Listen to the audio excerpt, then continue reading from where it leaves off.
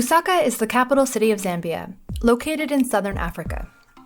Its fast-growing population of more than 3 million people rely on groundwater as their water source. Right now, the southern African region is in the midst of an extreme drought. The lack of rainfall has had significant impacts on Lusaka. Timothy Peary is the co-founder of Mizu EcoCare, a Zambian nonprofit that focuses on environmental justice in the country. He works directly with communities most impacted by the drought. Mizu EcoCare is an environmental conservation NGO based in Lusaka, Zambia, and that focuses on telling stories related to nature and the environment, speaking on behalf of nature and on behalf of communities. In Lusaka, there's growing concern that groundwater levels are reducing. This is not only because of reduced rainfall, but also because natural recharge zones for the aquifer, such as forests and marshlands, have been built over as the city has grown.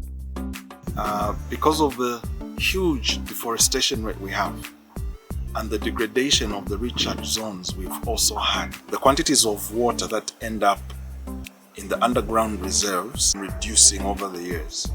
So now you've got this natural calamity caused by climate change, of course, that now impacts the communities. So they cannot access the water the way they normally do. Their boreholes are drying up. So the drought has really impacted the residents of Lusaka.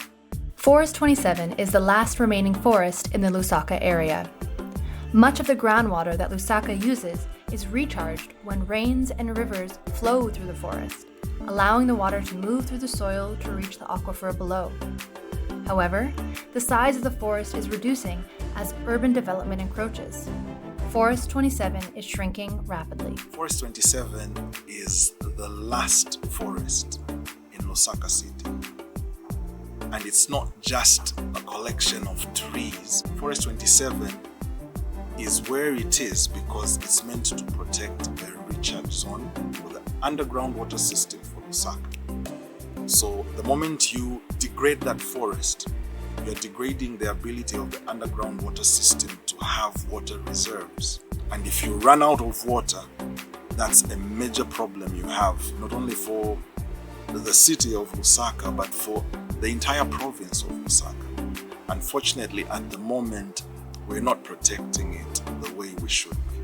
Without the recharge zone, where else is the water needed by the underground rivers going to come from? And that's the same water that's needed by the residents of Lusaka for their own consumption and use. So if water is not going underground, where will the water come from that the people of Lusaka can use? They won't have any source of water.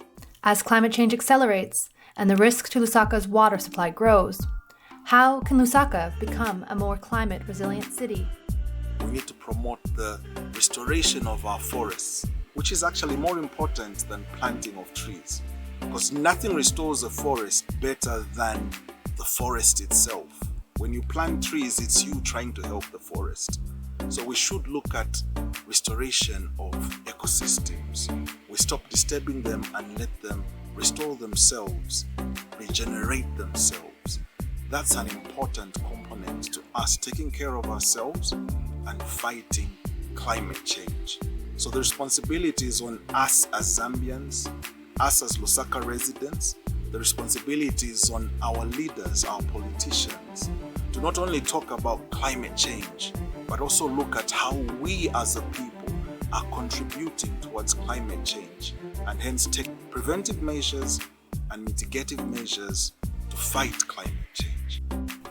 You can learn more about the work of Mizu EcoCare by visiting their website at mizuecocare.org.